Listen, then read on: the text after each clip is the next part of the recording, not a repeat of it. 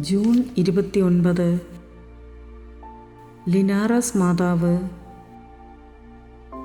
1808 French സൈന്യം സ്പെയിനിലെ കോർഡോബയിലേക്ക് കടക്കുന്നതിന് മുൻപാണ് മാതാവിൻ്റെ രൂപവും വിശുദ്ധ ഫെർണാൻഡോയുടെ രൂപവും വൈദികരും ജനങ്ങളും സൈനികരും ചേർന്ന് പ്രദക്ഷിണമായി സെയിൻറ്റ് പീറ്റർ ദേവാലയത്തിൽ സ്ഥാപിച്ചത്.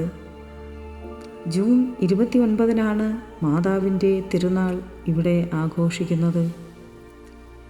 പരിശുദ്ധാമ്മേ ദൈവമാതാവേ, ഇന്ന് കടബാധ്യതയാൽ